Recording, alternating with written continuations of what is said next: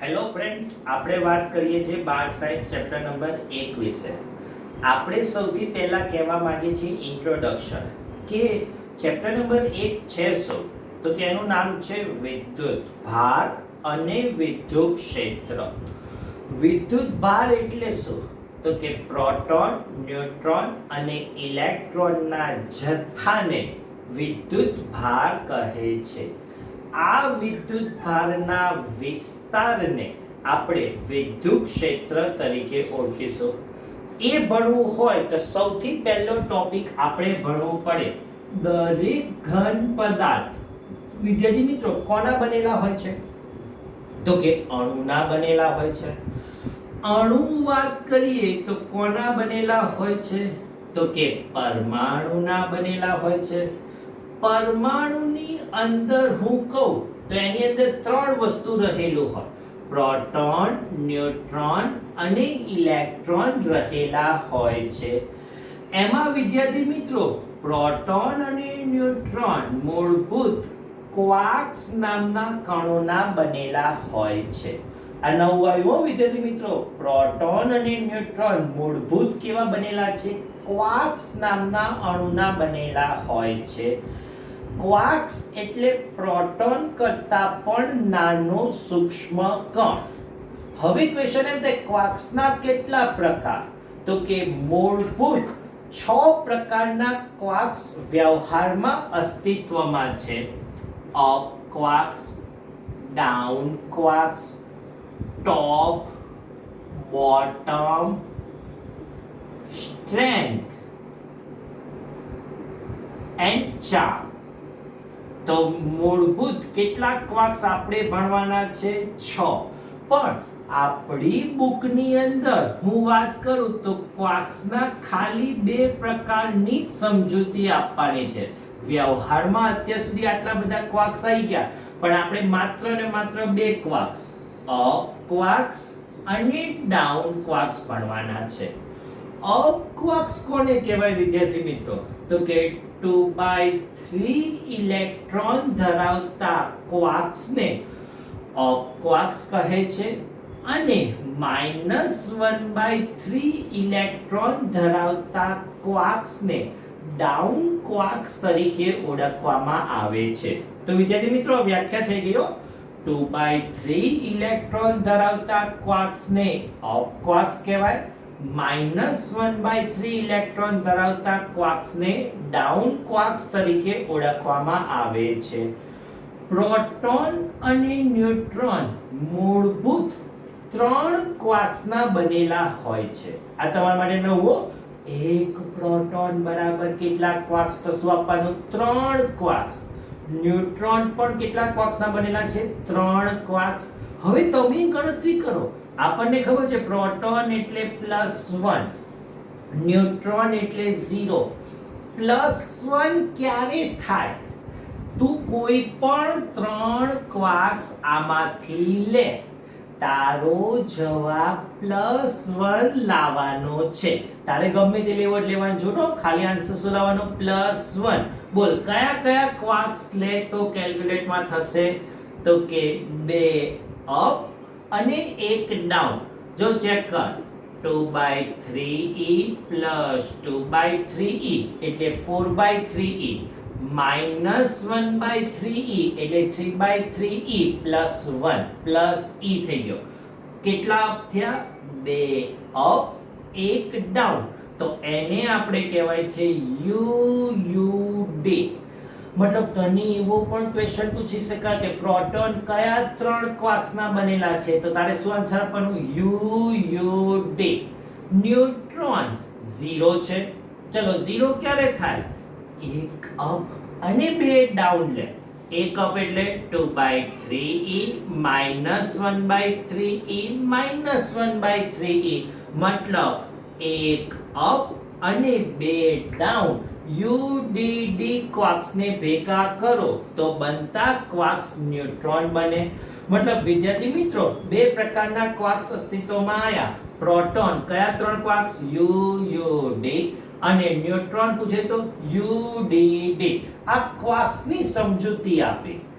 આપણે ફરીથી એ જ મુદ્દો ચેપ્ટર સ્ટાર્ટ કર્યું ત્યારે બોલ્યા વિદ્યુત ભાર તો વિદ્યુત ભાર છે શું અને કોઈ પણ પદાર્થને વિદ્યુત ભારિત કેટલી રીતે કરી શકાય તો આપણો જે નવો ટોપિક વિદ્યુત ભારિત કઈ રીતે થઈ શકે તો કે બે રીતે કોઈ પણ પદાર્થને વિદ્યુત ભારિત કરી શકાય છે પહેલી રીત કહેવાય છે ઘર્ષણની રીત અને બીજી રીત કહેવામાં આવે છે પ્રેરણની રીત મતલબ જો તને હું આજનો વિડિયો લેક્ચરની ખાસ વાત કહી દઉં આજના વિડિયો લેક્ચરમાં ઇન્ટ્રોડક્શન છે ઇન્ટ્રોડક્શન એટલે બધું એસક્યુ એમસીક્યુ માં પૂછાય થિયરીમાં નહીં પૂછાય પણ એના અલગ અલગ તને ઉદાહરણ દ્વારા શીખવાડું તો જેને કારણે તને શું પ્રેક્ટિકલ ઉદાહરણ ખ્યાલ આવી શકે તો એના માટેનું પહેલું ઉદાહરણ કીધું કયું ઘર્ષણની રીત અને પ્રેરણની રીત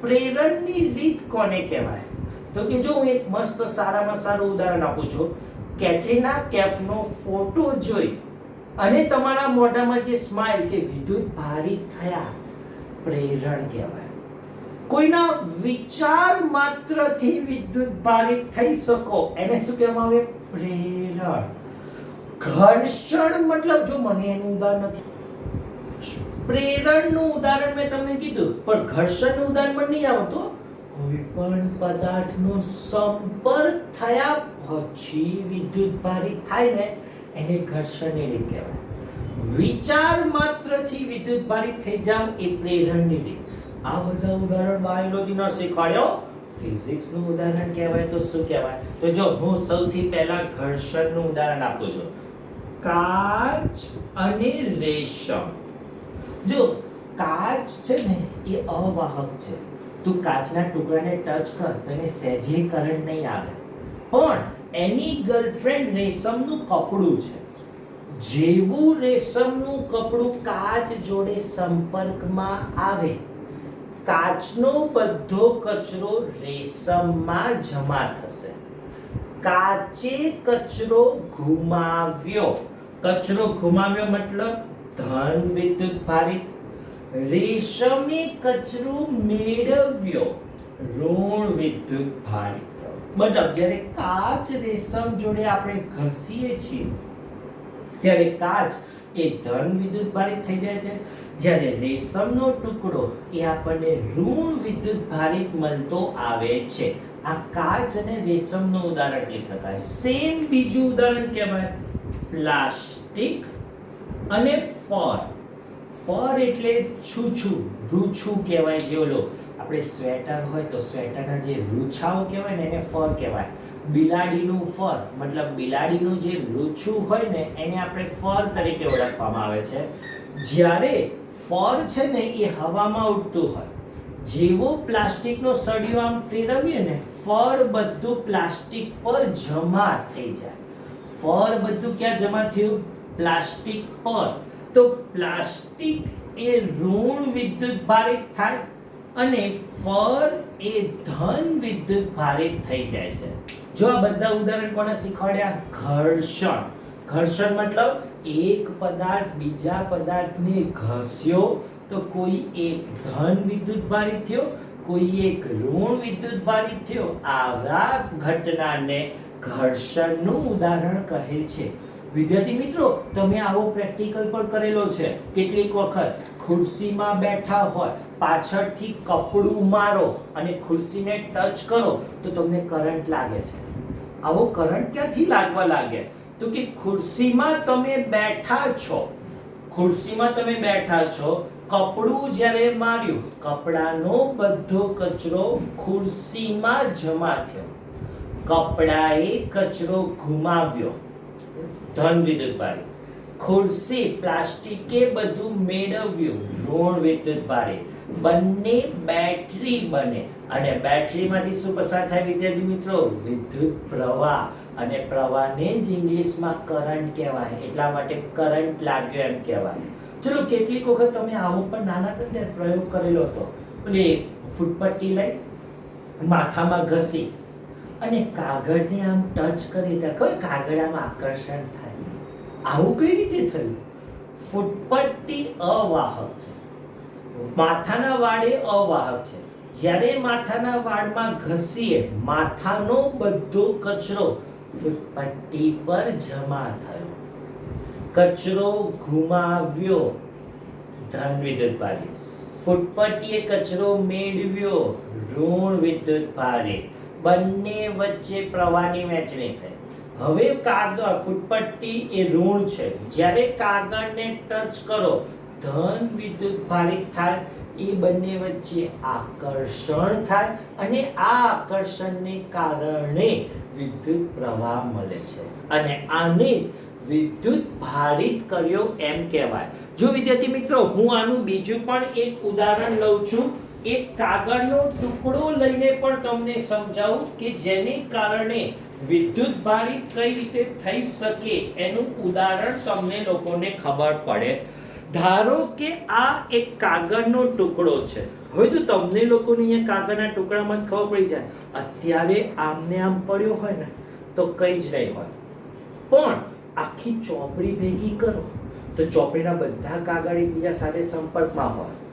હવે હું જો આ કાગળના ટુકડાને આમ વાળું છું, તમારી સામે જ વાળું છું, વાળી અને જો બંને છેડાથી હું છોડી દઉં તો જો આ બંને વચ્ચે શું થયું? જોડે નહીં રહે, અપાકર્ષણ થયું. મતલબ આ જે વિદ્યુતભાર હશે એ જ આ વિદ્યુતભાર હોય તો જ અપાકર્ષણ થાય. જો હું આ બંનેને નજીક રાખું, ગમે એટલું કરીશ ને, જેવું છોડીશ ને અપાકર્ષણ. આમને આમ પેજ હતું ને તો આ ધન હશે તો એની પાછળનો ઋણ હશે, ધન હશે તો ઋણ હશે. એને કારણે આખી ચોપડી છે ને તમને ભેગી દેખાય. પણ એક જ કાગળને હું આ રીતે આમ ગોઠવું ને તો કેવું બળ લાગવા લાગ્યું? અપાકર્ષી. અપાકર્ષી બળ મતલબ સમાન વિજાતીય એટલે સમાન વીજભાર હોય તો અપાકર્ષણ ઉદ્ભવે છે. અસમાન હોય તો તેમની વચ્ચે શું ઉદ્ભવે છે? આકર્ષણ ઉદ્ભવે છે. અને આ બધા ઉદાહરણ તમને લોકોને શીખવાડ્યા. કોના શીખવાડ્યા? ઘર્ષણના ઉદાહરણ કીધા. હવે વિદ્યાર્થી મિત્રો, બીજો ક્વેશ્ચન આવે છે પ્રેરણના ઉદાહરણ શોધ. ચલો, પ્રેરણ સમજવા માટે આ એક ધાતુનો ગોળા પર ક્યુ વિદ્યુતભાર છે. ચલો, આ ધાતુના ગોળા પર કેટલો વિદ્યુતભાર ધાર્યો? ક્યુ. બીજો ધાતુનો ગોળો ખાલી છે, બીજા ધાતુના ગોળામાં કોઈ વિદ્યુતભાર છે જ નહીં. તો હવે હું આને સંપર્કમાં લાવું. ગરમ પાણી ઠંડા પાણીને નજીક લાવો તો વિદ્યાર્થી મિત્રો તમને ખબર છે ઉર્જા ક્યાંથી ક્યાં જાય? ગરમ પાણીથી ઠંડા પાણી તરફ. ક્યાં સુધી જશે? જ્યાં સુધી વિદ્યુતભાર એટલે ઉર્જા સમાન ન થાય ત્યાં સુધી. સેમ વિદ્યુતભાર Q થી ક્યાં જશે? અહીંયા. ક્યાં સુધી બંને પર જશે? તો કે સરખો ના થાય. સરખો મતલબ Q/2 Q/2 ના થાય ત્યાં સુધી વિદ્યુત ભારિત થાય છે. મતલબ તે આ કઈ રીતે શોધ્યો ખબર છે ને? Q + 0/2 જેને આપણે શું નામ અપાય? Q/2 જેટલો વિદ્યુતભાર થાય છે. સરેરાશ લીધો. સરેરાશ મતલબ એક પર હોય બીજો ના હોય તો બંને પર વિદ્યુતભાર કેવો થઈ ગયો? સરેરાશ. ચલો, આવું સીધું ઉદાહરણ તમને શીખવાનું. ધારો કે એક ગોળા પર Q છે, બીજા ગોળા પર Q/2 છે. હવે સંપર્કમાં લાવી છૂટા પાડ. બોલ સરેરાશ 100% 50%. એની વચ્ચે Q + Q/2/2 તો તને 3Q/4 થશે. દરેક ગોળા પર વિદ્યુતભાર કેટલો? તો શું આન્સર આપવાનો? 3Q/4. 3Q/4 થાય છે. પ્રેરણનું ઉદાહરણ. ચલો, આનું હું બીજું ઉદાહરણ તને શીખવાડવા માંગુ છું. એક આખી આકૃતિ આપણી ચોપડીમાં આવા ટોપિકની અંદર પહેલી 2 માર્કમાં પૂછાતો થિયરી કહેવાય. આ એક ધાતુનો ગોળો છે. આ એક કયો ગોળો લીધો છે આપણે વિદ્યાર્થી મિત્રો? ધાતુનો ગોળો. આ વિદ્યુતભાર છે નહીં. બીજો પણ એક ધાતુનો ગોળો લીધો. જો ખાસ સમજે, સૌથી પહેલી ઘટના શીખવાડવા માંગુ છું. શું કહેવાય? આ એક ધાતુનો ગોળો લીધો. આમાં કોઈ જ વિદ્યુતભાર નથી. વિદ્યુતભાર નથી મતલબ હું તને નવી વસ્તુ કહું છું, નેટ વિદ્યુતભાર 0. નેટ એટલે ચોખ્ખો વિદ્યુતભાર 0. ચોખ્ખો એટલે જેટલા ધન હશે એટલા જ ઋણ વિદ્યુતભારિત હશે. આપણી દેશી ભાષામાં બધા કપલ્યા હરખા છે. હવે હું ધન વિદ્યુતભારિત ગોળાને નજીક લાવું. જો આ વખતે ખાસ કયા ગોળાને મેં નજીક લાવ્યો? ધન વિદ્યુતભારિત ગોળા. તો અહીંયા બધે ધન વિદ્યુતભારિત થયા. આમાં ધન અને ઋણ બધા હતા. એમાંથી ઋણ આયન પ્રત્યે શું થશે? આકર્ષણ થશે. ધન આયન પ્રત્યે શું થશે? અપાકર્ષણ થશે. પરિણામે પહેલા ગોળામાં કોઈ વિદ્યુતભાર નહોતો, પછી ભેગા લાયા, વિદ્યુતભાર છૂટો પડી ગયો. હવે જો હું આને પૃથ્વીના સંપર્કમાં લાવી, એટલે આ ગોળાને કોના સંપર્કમાં લાવું? પૃથ્વીમાં અર્થિંગ કરું. અર્થિંગ કરી બધા ધન વિદ્યુતભારને ખેંચી લઉં, પણ ઋણ હું ત્યાં રાખું, ધન પણ હું ત્યાં રાખું. તો બોલો તેમની વચ્ચે, આ બે વચ્ચે શું થયું? આકર્ષણ થયું. એને કારણ જોડે રહ્યા. પણ આને આપણે અર્થિંગ કર્યું, બધા ધનને ક્યાં લઈ ગયા? પૃથ્વીની અંદર. આ અર્થિંગની સંજ્ઞા છે. લીટીઓ ધીમે ધીમે નાની કરતા જાઓ, એને આપણે અર્થિંગ કર્યું એમ કહેવાય. હવે હું બે ગોળાને અર્થિંગ હટાવી દઉં છું. બે ગોળાને થોડાક દૂર લઈ જાઉં, પણ સંપર્કમાં છે. એવું નહીં વિચારવાનું દૂર એટલે અડાડે નથી. સંપર્કમાં છે મતલબ ઋણ બધા એક બાજુ રહેશે, ધન બધા એક બાજુ રહેશે. પણ સંપર્ક હોવાથી આકર્ષણ બળ લાગશે. અંતર વધ્યું તેમ આકર્ષણ બળ શું થતું જશે? ઘટતું જશે. આના કરતા તો આકર્ષણ ઓછું લાગશે, પણ આકર્ષણ બળ તો લાગશે જ. હવે હું આ સંપર્ક હટાવી દઉં. સંપર્ક હટાવી દઉં મતલબ એક ગોળો છે કઅહીંયા લીધો, બીજો ગોળો છે કઅહીંયા લીધો, બંનેને બહુ દૂર લઈ ગયા. તો તને ખબર છે બધા ઋણ છૂટાછવાયા થશે. હવે આ બંને વચ્ચે અપાકર્ષી બળ લાગશે. અત્યાર સુધી આના પ્રત્યે એટલું બધું આકર્ષણ હતું કે આ અપાકર્ષી બળની અસર નથી વર્તાતી, પણ હવે આ છૂટા થઈ ગયા.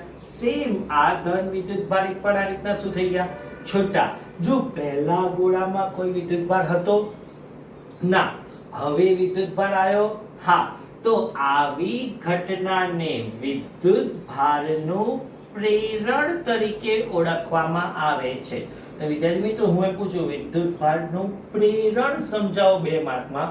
તારે ABCDE 5 આકૃતિઓ દોરવાની અને 5 આકૃતિ આધારિત આવું લખાણ લખ એટલે વિદ્યુતભારનું પ્રેરણ આવી જાય. તો ફરીથી મારો ક્વેશ્ચન તૈયાર થઈ જાય, વિદ્યુતભાર. તો વિદ્યુતભાર આયા ક્યાંથી? તો કે એના માટે તારે ભણવું પડે વિદ્યુતભારોનો ક્વોન્ટમીકરણ. મારે વિદ્યુતભારનું મૂલ્ય શોધવું છે. તો મૂલ્ય શોધવા માટે મારે શું બનવું પડે છે? વિદ્યુતભારોનું ક્વોન્ટમીકરણ. ચલો, ક્વોન્ટમીકરણ કોને કહેવાય? વ્યાખ્યા બોલું છું. કુદરતમાં મળી આવતા બધા જ વિદ્યુતભારો. ફરીથી વ્યાખ્યા. શું વ્યાખ્યા? કુદરતમાં મળી આવતા બધા જ વિદ્યુતભારો કોઈ એક વિદ્યુતભારના પૂર્ણ ગુણાંકમાં હોય છે. ફરીથી વ્યાખ્યા. શું વ્યાખ્યા? કુદરતમાં મળી આવતા બધા જ વિદ્યુતભારો કોઈ એક વિદ્યુતભારના પૂર્ણ ગુણાંકમાં હોય છે. આ વિદ્યુતભારને મૂળભૂત વિદ્યુતભાર કહે છે, જેનું મૂલ્ય કહું તો 1.6 ગુણ્યા 10⁻⁹ કુલમ જેટલું હોય છે. અને વ્યાખ્યા ક્વોન્ટમીકરણની. શું વ્યાખ્યા? કુદરતમાં મળી આવતા બધા જ વિદ્યુતભારો કોઈ એક વિદ્યુતભારના પૂર્ણ ગુણાંકમાં હોય છે અને આવા વિદ્યુતભારને મૂળભૂત વિદ્યુતભાર કહે છે. હવે જો અહીંથી ક્વેશ્ચન આગળ તો તને ખબર પડે પ્રોટોનનો વીજભાર કેટલો. પ્રોટોન એટલે આપણને ખબર છે +1, n બરાબર +1 છે તો પ્રોટોનનો વીજભાર +E +1.6 ગુણ્યા 10⁻⁻19 કુલમ. ન્યુટ્રોનનો વીજભાર કેટલો. ન્યુટ્રોન 0, મતલબ એનો કોઈ વિદ્યુતભાર થાય નહીં. ઇલેક્ટ્રોનનો વિદ્યુતભાર કેટલો. -1 -E -1.6 ગુણ્યા 10⁻⁻19 કુલમ. તો વિદ્યાર્થી મિત્રો તને પૂછાય દરેકના વિદ્યુતભાર તો આપ સેમ ત્રણેયના દળ પણ યાદ રાખવાનું છે. પ્રોટોનનું દળ કેટલું તો કે 1.67 ગુણ્યા 10⁻⁻27 kg. ન્યુટ્રોનનું દળ કેટલું સેમ 1.67 ગુણ્યા 10⁻⁻27 kg. આ બધું 11th સ્ટાન્ડર્ડમાં સ્ટાર્ટિંગમાં કેમેસ્ટ્રીમાં આવી ગયું હતું. અને ઇલેક્ટ્રોનનું દળ કેટલું તો કે 9.1 ગુણ્યા 10⁻31 kg.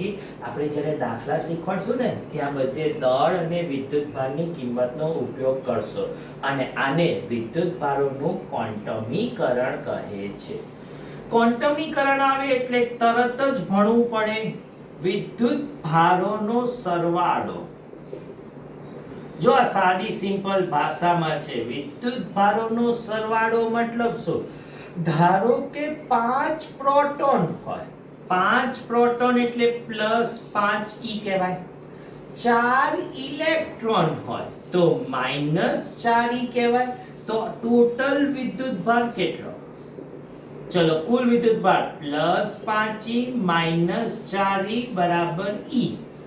પણ 5 પ્રોટોન હોય અને 7 પ્રોટોન હોય, બંને ધન વિદ્યુતભાર હોય તો એનો કુલ વિદ્યુતભાર કેટલો કરશું તો કે 5e + 7e, 7 ને 5 12e. મતલબ બંને સજાતીય વિદ્યુતભાર હોય, સજાતીય મતલબ બંને પ્લસ કે બંને માઇનસ, તો તારે સરવાળો કરવાનો. પણ વિજાતીય વિદ્યુતભાર હોય, એક પ્લસ એક માઇનસ, તો તારે બાદબાકી કરવાની. આવા વિદ્યુતભારોનો તારે શું કરવો પડે સરવાળો કરવો પડે. આ તારી ચોપડીમાં થિયરી આપી છે પણ તારે ખાલી સેન્ટેન્સ આ રીતના એસક્યુ એમસીક્યુ માટે જ ઉપયોગ કરવાના કે દાખલામાં ઉપયોગ કરશો. થિયરી તરીકે આ ના પૂછાય. સેમ તરત જ આપણે ભણવું પડે કે વિદ્યુતભાર સંરક્ષણનો નિયમ શું. આજના વિડિયો લેક્ચરની અંદરનો છેલ્લો ટોપિક વિદ્યુતભાર સંરક્ષણનો નિયમ કોને કહેવાય તો કે ઊર્જા સંરક્ષણ જેવો જ નિયમ છે. એટલે વિદ્યુતભાર સંરક્ષણ નિયમ મૂળભૂત કોનો નિયમ છે ઊર્જા સંરક્ષણ જેવો. તો બોલતો જા ઊર્જા સંરક્ષણ. વિશ્વમાં વિદ્યુતભારનો કુલ જથ્થો, વિદ્યુતભારનો કુલ જથ્થો કેવો હોય અચળ હોય છે. વિદ્યુતભારનું નાશ કે સર્જન થઈ શકતું નથી. મતલબ તું વિદ્યુતભારને નાશ નથી કરી શકતો. પ્લસ ઇલેક્ટ્રોન કે પ્લસ પ્રોટોન હોય એને તું મારી નથી શકતો, નાશ નથી થતું, નવો ઉત્પન્ન પણ કરી નથી શકતો. પણ તે એક સ્વરૂપમાંથી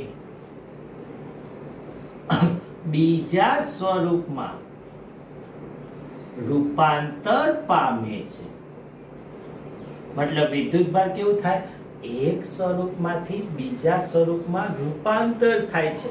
કાચ અને રેશમ, કાચમાંથી રેશમમાં ગયો, મતલબ એક સ્વરૂપમાંથી બીજા સ્વરૂપમાં શું થયું રૂપાંતર, પણ એનું નાશ કે સર્જન થઈ શકતો નથી. આને જ વિદ્યુતભાર સંરક્ષણનો નિયમ કહે છે. મતલબ 3 નિયમ યાદ રાખવાનો. શું નિયમ પડે? વિશ્વમાં વિદ્યુતભારનો કુલ જથ્થો અચળ, વિદ્યુતભારનું નાશ કે સર્જન થઈ શકતું નથી અને એક સ્વરૂપમાંથી બીજા સ્વરૂપમાં રૂપાંતર કરી શકાય છે. તો આજના વિડિયો લેક્ચરની અંદર આપણે ઇન્ટ્રોડક્શનથી સ્ટાર્ટિંગ કરી વિદ્યુતભાર સંરક્ષણ સુધી તમને લોકોને ચલાવ્યું. હવે આપણે પછી કુલમ્બનો નિયમનો ટોપિક આવે છે એ તો આપણે થિયરીમાં ડાયરેક્ટ ચલાવી દીધો. આ આટલા ટોપિકની અંદર ખાલી વિદ્યુતભારનું પ્રેરણની થિયરી 2 માર્કમાં પૂછાય. બાકી બધું ઇન્ફોર્મેશન વાંચવાના છે અને જે ઉદાહરણ આપે એ ઉદાહરણ SQ અને MCQ માં પૂછાશે. Thank you very much.